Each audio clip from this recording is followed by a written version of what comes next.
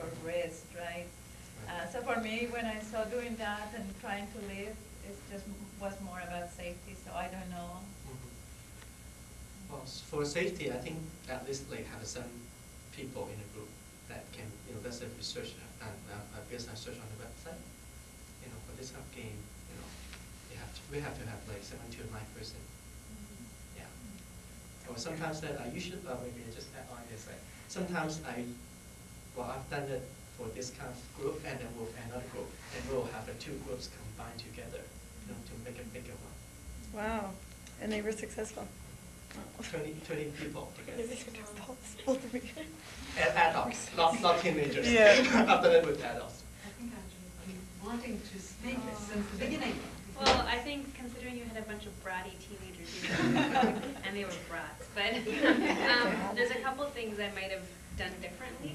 In the end, you asked 2 questions and people were getting so confused. I might have just picked one and then asked another question if there was time, because I think people were getting confused and they're bratty, so they're not paying attention. But and then also when they were starting the exercise, I might have given them more time to figure it out on their own. And then, because they did ask you for help eventually when they needed to have it passed, but you kind of kept jumping in a bunch of times to kind of guide them. I might have just step back and just see what would have happened. So, yeah. It seemed really fun. I actually wish I was participant today. I guess they threw you for a bit of a loop, being a bit chaotic for you, hey? I felt at times on the outside it did feel quite chaotic, but like people have said, you were able to roll with that. I liked the activity. It was pretty cool. I've done that with adults, but not with teenagers because of these kind of dynamics. I was thinking that when the first activity was really fun, it kind of brought the group together, and then I found when you presented the second activity, like this might just be style or just a different approach, I might have been a bit more what the purpose of the activity was, because I kind of felt the group get a little bit, that to me kind of where it got a little bit chaotic. So I don't know, it's just style maybe, giving more direction around that. And one thing I did notice when you came back, I liked the debrief idea. And what I noticed is you asked Emily how she was feeling, and she was sharing how she was feeling, and then people started to shut her down. And I think that kind of was an opportunity. I don't know if you felt shut down, but people started, like teenagers started to react like, oh, why are you feeling like that? And to me, that might have been an opportunity just for some deeper piece around, well, this is an example of communication. I don't know, just something like that. Validating the feelings. Because I just felt there's a lot of side dissing going on that happens with teens, as we all know. So maybe bringing the group, can we all come back together and talk about this? But you did really roll with it. I was surprised. I would have froze it a couple times.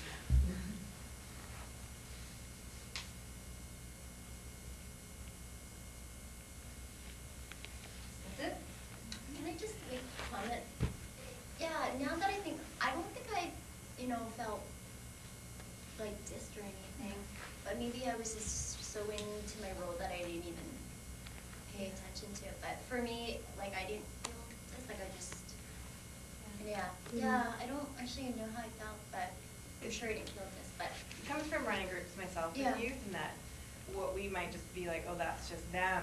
People can internalize that, and people, I don't know where they're from, but that kind of, if they're oppressed or marginalized, that can really reaffirm stereotypes and that it's not okay to share my feelings. Again, I've been shut down, so that's just where that's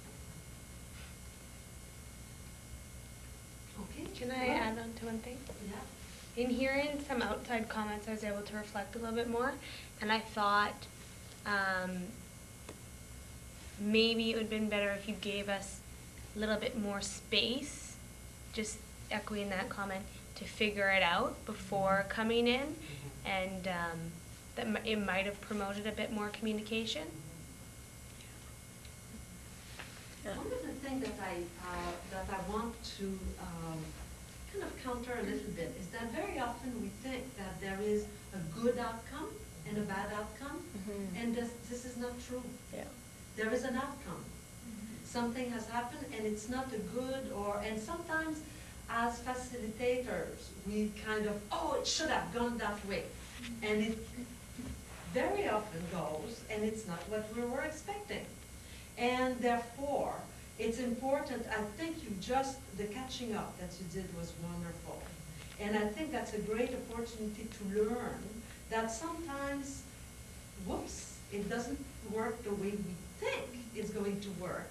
And therefore, it's not the end of the world. Because then, that means that we've got other work to do. And I think you just demonstrated a great ability to move it and then get people. You got still the people being interested in trying it. Mm-hmm. And now suddenly it's an interesting thing because what you have at the end, you have the process outcome that you wanted to achieve, except that it is in process still. Mm-hmm. At the outcome, you wanted solidarity and the power of the group. And then it would have shown, oh, we have the power of the group.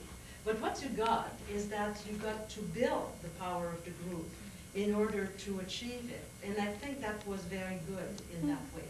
That was, and I think it was very, I think it's a great opportunity that we saw that it does not always come and it's, oh, this is outcome, poo-poo, and because this is not the truth, this is not the reality. We all go and then we say, we're disappointed. And then when people in the group, they say, we're disappointed, that disappointed us more. But basically, this is the wrong way of thinking about the outcome. The outcome is the outcome of the process. And I think it was an amazingly good way to move the group further. And that's not the end. You're going to see these people again, and they're going to do things. So, right?